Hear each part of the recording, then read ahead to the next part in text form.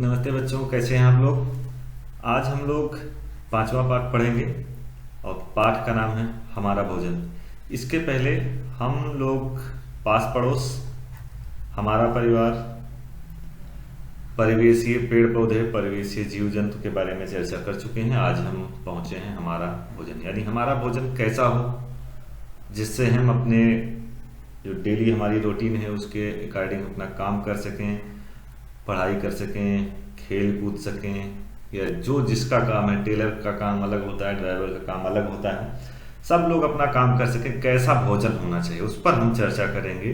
पौष्टिक भोजन क्या होता है उस पर चर्चा करेंगे। भूख लगती है तो कैसा लगता है, और सब्जियों पर चर्चा करेंगे। दूध, प्रोटीन, वसा, ढेर सारी चीज़ें हैं, उस पर हम चर्चा करेंगे। उसके पहले मैं आपको बता दूं, यहाँ पर क्यूआर कोड दिया हुआ है। इस क्यूआर कोड को आप स्कैन करेंगे और आपको बहुत सारा कंटेंट वीडियो आपको देखने को मिलेगा। इस वीडियो से आपकी नॉलेज इन्हेंस होगी, आप बहुत कुछ जान सकेंगे। तो चलिए शुरू करते हैं, आगे बढ़ रहे हैं। सोचो और बताओ, भूख लगने पर तुम्हें कैसा महसूस होता है। जब आपको भूख लगती है तो कैसा लगता है? यही लगता होगा ना कि बस कोई खाना दे दे, कुछ खाने को दे दे। और कभी कभी तो ऐसा होता है कि जब बहुत भूख लग जाती है तो कोई चीज आपको नहीं भी पसंद होती, वो भी आप खाने से इनकार नहीं करते हैं। तो भूख लगने पर आपको यही लगता होगा ना कि हाँ बस हमको कोई भोजन दे दे, कुछ भोज्य पदार्थ दे दे। और आप भी सोच करके यहाँ लिखेंगे कि आपको भूख लगने पर कैसा अनुभव क्या होता है, कैसी फीलिंग आती है, क्या मन करता है। इस चीज का मेंशन आप यहाँ करेंगे, ठीक है। अगर तुम्हें भूख लगी है और बहुत देर तक कुछ खाने पीने को ना मिले तो, भाई भूख अगर बहुत देर तक लगी हो, खाने पीने को कुछ नहीं मिल रहा है, तो आपको कैसा लगेगा? कुछ लोग होते हैं जिनको गुस्सा लगने लगती है, कुछ लोग होते हैं जिनका पेट दर्द करने लगता है, कुछ लोग होते हैं जिनको चक्कर आने लगता है। तो इसमें भी कई सारे कारण हैं। चक्कर आने लगता है यानी कि वहां वीकनेस हो सकती है। पेट दर्द होना स्वाभाविक है। इसके बारे में आप यहां लिखेंगे। भोजन कर लेने के बाद तुम्हें कैसा महसूस होता है। अगर भूख लगी थी और भूख लगने के बाद भोजन किया तो आहा, बहुत मजा आता है ना। सभी लोगों को बहुत मजा आता है कि हाँ भोजन कर लिया, बहुत अच्छा लग रहा है। आगे बढ़ रहे हैं। भूख लगने पर हम कुछ ना कुछ खाते पीते हैं। हम जो खाते पीते हैं उसे भोज्य पदार्थ कहते हैं। भूख लगने के बाद जो भी हम चीजें खाते हैं वो हमारा भोज्य पदार्थ होता है। चाहे आप दाल, चावल, रोटी, सब्जी, खीर खा रहे हैं, या चना खा रहे हैं, लाई खा रहे हैं, चूरा खा रहे हैं, या पेस्टीज खा रहे हैं, बर्गर खा रहे हैं, कुछ भी खा रहे हैं, चाहे वो जंक फूड हो, फास्ट फूड हो, या आपका डेली रूटीन आपके किचन से बना वो भोज्य पदार्थ है जो खा रहे हैं आप, तो भोज्य पदार्थ कहलाता है। ये भोज्य पदार्थ क्या करते हैं? ये जो भोज्य पदार्थ हैं ये क्या करते हैं? हमें कार्य करने की ताकत प्रदान करते हैं, यानी इनसे हमें ऊर्जा मिलती है। हम अगर भोज्य पदार्थ का सेवन नहीं करेंगे तो हम कार्य नहीं कर पाएंगे, ठीक है। तो ये जो भोज्य पदार्थ हैं ये हमें कार्य करने की ताकत देते हैं, यानी ऊर्जा प्रदान करते हैं, जिससे हम अपने कार्य का संपादन कर पाते हैं। जैसा कि अभी मैं पहले बता रहा था कि अगर कोई ड्राइवर है तो अपनी गाड़ी को सही ढंग से चला पाएगा, कोई टीचर है तो सही ढंग से पढ़ा पाएगा, कोई खिलाड़ी है तो अपने खेल को सही ढंग से खेल पाएगा, कोई स्टूडेंट है तो सही से वो पढ़ाई कर पाएगा। यानी कि कोई भी कार्य करना है उसके लिए हमें भोज्य पदार्थ की आवश्यकता है, भोजन की आवश्यकता है। हमारे शरीर की वृद्धि विकास करते हैं कौन? भोज्य पदार्थ। भोज्य पदार्थ से हमारे शरीर का जो डेवलपमेंट है वो होता है, हमारे शरीर का जो विकास है, वृद्धि है, वो होती है किससे? भोज्य पदार्थ से। यानी कि हमारे भोज्य पदार्थ हमारे शरीर के लिए बहुत ही आवश्यक है, हमारे लिए बहुत ही आवश्यक है। फिर अगला पॉइंट है, हमें बीमारियों से ये बचाते हैं। अगर हम भोज्य पदार्थ का सेवन नहीं करेंगे तो हम ज्यादा से ज्यादा बीमार होंगे। और भोज्य पदार्थ करेंगे तो कैसा करेंगे, इस पर हम आगे अभी चर्चा करेंगे कि हमारा भोज्य पदार्थ होना कैसा चाहिए। क्या ऐसा होना चाहिए कि एक व्यक्ति है कि वो 8 रोटी खा रहा है, 1 कटोरी सब्जी खा रहा है। एक व्यक्ति ऐसा है कि जो 4 रोटी खा रहा है, लेकिन साथ ही साथ वो 1 कटोरी दाल भी ले रहा है, दही भी ले रहा है और घी का भी सेवन कर रहा है। ढेर सारी चीजें हैं जिसका वो सेवन कर रहा है। एक व्यक्ति है जो केवल रोटी ही खा रहा है, दाल खा रहा है, तो उससे काम नहीं चलेगा। उसको सब्जियां भी खानी होंगी, दूध भी पीना होगा, प्रोटीन, विटामिन, मिनरल्स, बहुत सारी चीज़ों की नीड हमारे बॉडी को होती है, उसके अकॉर्डिंग हमें भोजन करना चाहिए। उस पर हम आगे चर्चा करेंगे अभी। फिर नंबर आ रहा है तरह तरह के भोज्य पदार्थ। भोज्य पदार्थ हमारे शरीर का 3 रूपों में पोषण करते हैं। इन गुणों के आधार पर भोज्य पदार्थों को 3 भागों में बांटा जा सकता है। जो भोज्य पदार्थ है वो हमारे शरीर का पोषण करते हैं, हमारे शरीर की देखभाल करते हैं। इनके गुणों के आधार पर हम भोज्य पदार्थों को 3 भागों में बांटते हैं। पहला नंबर आता है ऊर्जा देने वाले भोज्य पदार्थ। ऐसे भोज्य पदार्थ जो हमको ऊर्जा देते हों, जिनको खाने के बाद हमें ऊर्जा मिल जाती है। कौन कौन से हैं वो यहाँ पर हैं? गेहूं, चावल, चीनी, तेल, ठीक है, घी, गुड़, रोटी, दूध, अंडा, मक्खन, चावल, ये हमारे शरीर को ऊर्जा देते हैं। ठीक है, इनका सेवन करने के बाद आपको ऊर्जा मिलेगी। ऊर्जा मिलने के बाद अपने जो आपका कार्य है उसको आप सही ढंग से कर पाएंगे। यानी इन चीजों का सेवन करना हमारे लिए बहुत ही आवश्यक है। इनका जब आप सेवन करेंगे तब आपको क्या मिलेगी? ऊर्जा मिलेगी। ठीक है, आगे बढ़ रहे हैं। आगे आप देखेंगे इसका वर्गीकरण आगे किया गया है। वृद्धि करने वाले भोज्य पदार्थ, यानी कौन कौन सी चीज हैं जिनको आप खाने के बाद, जिनका सेवन करने के बाद आपके शरीर की वृद्धि होगी। यहाँ पे ध्यान देने वाली बात यह है कि बच्चों के लिए बहुत ही ज्यादा आवश्यक होते हैं। इसमें आप देख रहे होंगे अखरोट, मछली, मांस, दूध, अंडा, चना, मूंगफली और दालें। इसमें आप ज्यादातर देखे होंगे कि प्रोटीन को बढ़ाया गया है। यानी चना में भी प्रोटीन होती है, मूंगफली में भी प्रोटीन होती है, दालों में भी मूंगफली में प्रोटीन होती है और अंडे में भी प्रोटीन पाई जाती है। तो ये हमारे शरीर की वृद्धि करते हैं, इससे हमारे शरीर का विकास होता है। वह भोज्य पदार्थ जो हमारे शरीर की वृद्धि करने में मदद करते हैं, वृद्धि करने वाले भोज्य पदार्थ कहलाते हैं। ठीक है, इनके बारे में अभी हम चर्चा कर चुके हैं। तो इनका सेवन अगर आप नहीं करेंगे तो आपके शरीर की या बच्चों की वृद्धि रुक जाएगी, इसलिए इनका सेवन करना बहुत ही आवश्यक है। फिर आगे बढ़ते हैं। आपने देखा होगा कि बहुत सारे लोग हैं जो बहुत दिन पर बीमार पड़ते हैं, यानी कि उनकी तबीयत कम खराब होती है। कुछ लोग ऐसे होते हैं जिनकी तबीयत बार बार खराब हुआ करती है। उसका कारण यहाँ पे आपको देखने को मिलेगा। यहाँ पे लिखा हुआ रोगों से बचाव करने वाले भोज्य पदार्थ। ऐसे भोज्य पदार्थ जो कि हमें किससे बचाते हैं? रोगों से बचाव करते हैं, रोगों से लड़ने में हमारी मदद करते हैं, हमारे शरीर की क्षमता में वृद्धि करते हैं और हम रोगों से बच पाते हैं। हमारा शरीर रोगों से लड़ाई लड़ता है और अपने आप को बचाता है। तो उनमें मदद कौन करता है? मदद करता है दूध, मछली, फल और हरी सब्जियां। जो सब्जियां हैं वो हमें रोगों से बचाती हैं, इसलिए हमें सब्जियों का अधिक से अधिक प्रयोग करना चाहिए। अगर हम फल और सब्जियों का प्रयोग नहीं करेंगे तो हमारी तबीयत बार बार खराब होगी। वह भोज्य पदार्थ जो हमारे शरीर को रोगों से बचाते हैं, रोगों से बचाव करने वाले भोज्य पदार्थ कहलाते हैं, जैसे फल और सब्जियां। हमारे शरीर के उचित विकास और स्वास्थ्य के लिए आवश्यक है कि हम अपने भोजन में रोटी, चावल, दाल के साथ साथ सब्जियां भी लें।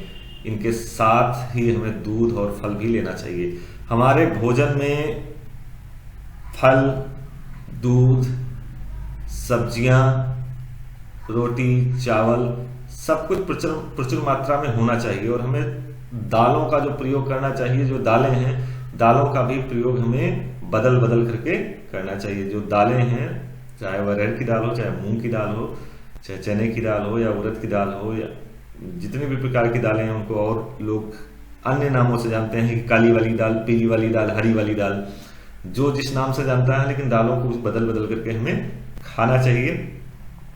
और जो मौसमी सब्जियां हैं उनका प्रयोग करना चाहिए, फलों का सेवन करना चाहिए, दूध का प्रयोग करना चाहिए। तभी हम रोगों से लड़ सकते हैं, हमारा शरीर विकास करेगा, शारीरिक और मानसिक रूप से हम स्वस्थ होंगे। आगे बढ़ते हैं। फिर नंबर आता है कच्चा और पक्का भोज्य पदार्थ। यानी कुछ चीजें ऐसी होती हैं जिनको हम पका करके खाते हैं, कुछ चीजें ऐसी होती हैं जिनको हम कच्चा खाते हैं, कुछ चीजें ऐसी होती हैं जिनको हम दोनों ही तरीके से खाते हैं। हम किन भोज्य पदार्थों को कच्चा खाते हैं? कच्चा खाने वाले भोज्य पदार्थों का नाम आप यहाँ पर लिखेंगे, पक्का खाते हैं उनका नाम आप यहाँ पर लिखेंगे, दोनों ही तरीके से जिनका सेवन आप कर लेते होंगे उनका नाम आप यहाँ पर लिखेंगे। बहुत सारे भोज्य पदार्थ हैं जिनको हम कच्चा भी खा लेते हैं। आगे बढ़ेंगे। कुछ भोज्य पदार्थों को कच्चा खाते हैं, कुछ भोज्य पदार्थों को पकाकर खाते हैं। पकाने से चीजें मुलायम और पचने में आसान हो जाती हैं, उनका स्वाद भी अच्छा हो जाता है। परंतु कुछ अनाज, दालें, सब्जियां और फल ऐसे भी हैं जिन्हें कच्चा और पकाकर दोनों तरह से खाया जाता है। खाएं मगर ध्यान रखें। क्या ध्यान रखना है आपको?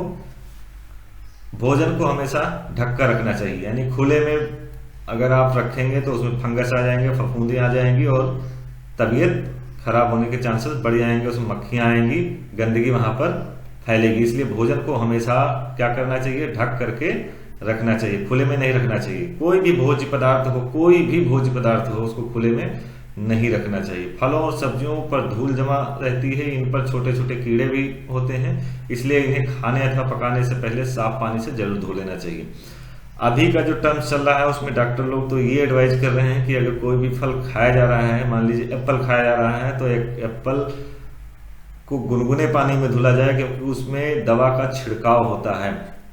क्योंकि सभी लोग एप्पल को अपने घर में नहीं उगा सकते हैं, उसमें विभिन्न प्रकार के दवाओं का छिड़काव होता है, वो उस पर कीटनाशक दवाएं पड़ती हैं जो कि हमारे शरीर के लिए नुकसान होता है, विभिन्न प्रकार की बीमारियों को जन्म देते हैं। इसलिए हमें चाहिए कि उन्हें गुनगुने पानी में हम, पानी बहुत ज़्यादा ना गर्म हो लेकिन गुनगुना पानी हो, उसमें हमें धुल लेना चाहिए। उससे जो कीटनाशक दवाएं हैं वो धुल जाती हैं और खाने योग्य हो जाता है। तो कोशिश करें कि गुनगुने पानी से धुलें और नहीं तो एक नॉर्मल पानी से आप उनको धुल करके ही उनका सेवन करें। बिना धुले फल आपको नहीं खाना है, वो हमारे शरीर के लिए बहुत ही ज़्यादा नुकसान करने वाला है। हमें बाजार की खुली चीज़ें और फटे हुए जो कटे हुए फल हैं, जो कोई भी चीज़ें हैं, उनका सेवन नहीं करनी चाहिए, ठीक है? क्योंकि उनमें आप देखते होंगे कि मक्खियाँ आपको दिखती होंगी, उनसे विभिन्न प्रकार की बीमारियां हमें होने के चांस हैं। फिर आगे हम बढ़ रहे हैं। भोजन को खूब चबा चबा करके खाना चाहिए। बहुत लोग आप देखते होंगे कि ऐसा लगता है कि जैसे कि उन्होंने बहुत दिन से भोजन नहीं किया हो, बहुत जल्दी जल्दी भोजन करते हैं, वो शरीर के लिए नुकसानदेह है। आप जब भी भोजन करें तो खूब चबा चबा करके खाएं, क्योंकि वो जब जाएगा आंत में तो आंत को भी समस्या नहीं आएगी, आंत में स्वेलिंग नहीं आएगी। नहीं तो कभी कभी हमारी आंतें खराब हो जाती हैं। ऐसे लोगों की आंतें ज़्यादा खराब होती हैं जो भोजन को चबा चबा करके नहीं खाते हैं, ठीक है? तो हम भोजन को चबा चबा करके खाएंगे। भोजन करने से पहले साफ पानी से हाथ अवश्य धोना चाहिए। आपको हाथ धुलने का तरीका बताया गया है, जो WHO ने बताया है, यूनिसेफ ने बताया है, वो तरीका आपको बताया गया है और उसके अकॉर्डिंग ही आप अपने हाथ को मल मल करके, रगड़ रगड़ करके साबुन से अच्छे से धोएंगे और उसके बाद ही भोजन करेंगे। फिर आगे नंबर आता है स्वाद बताती है जीभ। यानी स्वाद का भी बहुत बड़ा रोल हमारे समाज में है। बहुत लोग हैं जिनको कड़वा पसंद है, बहुत लोग हैं जिनको खट्टा पसंद है, बहुत लोग हैं जिनको मीठा पसंद है। तो पसंद की बात तो मायने रखती है, लेकिन हमें कोशिश करना चाहिए कि जो अभी बातें हो चुकी हैं, हमें हर प्रकार का भोजन करना चाहिए। नहीं तो क्या होगा? हमारी तबीयत बार बार खराब होगी। इसलिए कोशिश करिए कि विटामिन्स, मिनरल्स और प्रोटीन, ये सारी चीज़ें हमारे भोजन में उनका समावेश होना चाहिए। और स्वाद तो एक इम्पॉर्टेंट रोल है ही है। जीभ को अगर कुछ चीज़ें अच्छी नहीं लगती हैं तो अंदर नहीं जाती, यानी कोई एक्सेप्ट नहीं करती, लगता है कि वो खाने का मन ही नहीं कर रहा है। तो यहाँ पर लिखा हुआ है कि 1 गिलास में चीनी, 1 गिलास में नमक और 1 गिलास में नींबू का घोल लेना है आपको। तुम कैसे पता करोगे कि किस गिलास में चीनी, नमक और नींबू का घोल है? तीनों का स्वाद कैसा है? यानी नींबू कैसा है, और नमक कैसा है और चीनी कैसी है। यहाँ पे स्वाद का मामला आया है तो ध्यान देने वाली बात है कि चीनी कैसी होगी ये आपको पता ही है, मीठी होगी। नमक कैसा होगा और नींबू कैसा होगा। अगर कोई आंख बंद करके भी इनके पानी का सेवन करेगा तो वो बता देगा कि हाँ ये कैसे है। आगे बढ़ते हैं। जीभ से हमें स्वाद का पता चलता है, कौन कौन सी चीज मीठी है, कौन खट्टी है और कौन नमकीन। जीभ केवल स्वाद ही नहीं बताती वरन भोजन को निगलने में सहायता भी करती है। अगर जीभ नहीं होगी तो भोजन को हमें निगलने में प्रॉब्लम होगी। साथ ही साथ एक चीज मैं आपको बता दूं कि अगर जीभ की साफ सफाई हम नहीं करेंगे तो हमें हो जाएगा टेस्ट बाइट, और टेस्ट बाइट जब हो जाएगा तो हमारी जो स्वाद ग्रंथियां हैं वह स्वाद बताने में सफल नहीं रहेंगी, वह स्वाद हमें नहीं बता पाएंगी। जैसे कि सांप काटने को कहा जाता है स्नैक बाइट, वैसे ही जब जीभ गंदी रहती है और जीभ में रोग लग जाता है तब उसको कहते हैं टेस्ट बाइट।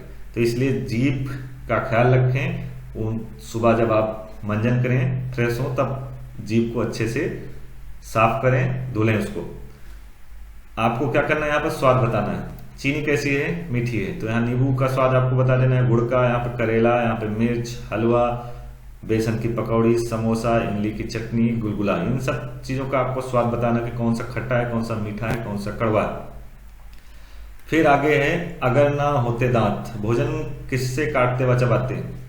अगर दांत ही नहीं होते तो भोजन हम किससे चबाते और किससे काटते। यानी दांत का हमारे भोजन में बहुत ही महत्वपूर्ण रोल है, इंपॉर्टेंट रोल है। इसके बगैर हम भोजन नहीं कर सकते हैं, क्योंकि बुढ़े लोगों को प्रॉब्लम होती है। आपके घर में जो दादा दादी होंगे उनको भोजन करने में प्रॉब्लम होती है। कई लोग डॉक्टर के यहाँ से नकली दांत लगवाते हैं जिससे उनको भोजन वो किसी तरीके से कर पाते हैं। इसलिए हमें दांतों की देखभाल करनी चाहिए, दांतों को बचा करके रखना चाहिए, 2 बार मंजन करना चाहिए, और जो मंजन करने का सही तरीका है उसी तरीके से हमें मंजन करना चाहिए, नहीं तो दांत हमारे जल्दी खराब हो जाते हैं। दांत आपके चमकते रहने चाहिए, स्वस्थ रहने चाहिए। अगर आपके दांत नहीं स्वस्थ हैं तो आप भोजन ठीक ढंग से नहीं कर पाएंगे। दांत ना होते तो तुम खाने की चीजों को कैसे खाते, समस्या होती ना। जैसे कि आपके दादाजी या दादी जी जो बुढ़े हैं, इनके दांत नहीं है, वो समस्या से लड़ रहे हैं, उनको भोजन करने में प्रॉब्लम होती होगी। दांत भोजन को काटने व चबाने में मदद करते हैं। अच्छी तरह से चबाया हुआ भोजन हम आसानी से निगल सकते हैं, ऐसा भोजन आसानी से पच भी जाता है। दांतों को स्वस्थ बनाए रखने के लिए उनकी नियमित सफाई जरूरी है। जैसा कि अभी मैं बताया कि दांतों को स्वस्थ रखना है तो हमें 2 बार भोजन करना चाहिए। हम लोग अभ्यास पर पहुंच गए हैं। इन प्रश्नों के उत्तर आपको यहाँ पर लिखने हैं। हमें भोजन की आवश्यकता क्यों होती है, शरीर को रोगों से बचाने के लिए क्या क्या खाना चाहिए, ऊर्जा देने के भोज्य पदार्थ, यानी भोजन जो भोज्य पदार्थ है उनको 3 भागों में बांटा गया है, उसी पर आधारित ये प्रश्न है। इसका उत्तर आप यहाँ पर लिखेंगे। यहाँ पर सही और गलत का निशान लगाना है कि भोजन को खुला रखना चाहिए। अगर आपको लगता है खुला रखना चाहिए तो यहाँ पर सही का निशान, नहीं तो आप गलत का निशान यहाँ पर लगाएंगे। सब्जियों और फलों को धोकर खाना चाहिए, सही लगता है तो सही, नहीं तो गलत लगता है तो गलत का निशान लगाएंगे। गेहूं चावल ऊर्जा देने वाले भोज्य पदार्थ हैं, अगर सही लगता है तो सही, नहीं तो गलत लगता है तो गलत का निशान आप यहाँ लगाएंगे। भोजन करने से पहले साफ पानी से हाथ धोना चाहिए, बात ये सही लगती है अगर तो सही, नहीं तो गलत का निशान आप यहाँ पर लगाएंगे। दिए गए भोज्य पदार्थों को छांट कर नीचे की तालिका भरनी है आपको। नीचे जो तालिका दी गई है कि ऊर्जा देने वाले कौन कौन से हैं, वृद्धि करने वाले कौन कौन से हैं, रोगों से बचाव करने वाले कौन कौन से हैं, ये ऊपर जो सूची दी हुई है इस सूची के अकॉर्डिंग आप यहाँ पर छांट करके इनको यहाँ पर आप लिखेंगे। आगे बढ़ेंगे तो हमारे शरीर के विकास के लिए आवश्यक है कि हम प्रतिदिन अपने भोजन में वह पदार्थ लें जो हमारे शरीर को ऊर्जा प्रदान करें, वृद्धि में मदद करें और रोगों से बचाएं। बात बिल्कुल सही है। इन बातों को ध्यान में रखकर तुम प्रतिदिन क्या खाओगे उसकी तालिका बनाओ। मतलब हमारा भोज्य पदार्थ कैसा हो जो हमारे शरीर को ऊर्जा प्रदान करे, वृद्धि करने में मदद करे और रोगों से बचाए। तो क्या खाएंगे उनकी तालिका आपको बनानी है, ठीक है। आगे आपको लिखना है निम्नलिखित की सूची बनाओ। कौन सी सूची है कि कच्चे खाए जाने वाले भोज्य पदार्थ, क्या क्या कच्चा खाते हैं आप यहाँ पर लिखेंगे। पका कर खाए जाने वाले भोज्य पदार्थ क्या क्या पका कर खाते हैं, इनको आप यहाँ लिखेंगे। तुम्हें खाने में जो पसंद है वह कैसे बनता है, घर में करो और लिखो। यानी जो आपको ज़्यादा पसंद है, आपने मम्मी से, अपनी दादी से या अपने परिवार वालों से कहते होंगे कि इस चीज़ को बनाइए, ये मुझे बहुत पसंद है। कोई हलवा पसंद करता है, कोई मैक्रोनी पसंद करता है, कोई कुछ पसंद करता है, जो भी पसंद है। किसी को चावल पसंद है, किसी को दाल पसंद है, किसी को पनीर पसंद है, किसी को गुलगुला पसंद है। तो जो आपको पसंद है वह कैसे बनता है, इसको आप अपने घर पर अपने मम्मी से या जो भी खाना बनाती हैं उनसे पूछ करके आप यहाँ पर लिखेंगे। बहुत बहुत धन्यवाद।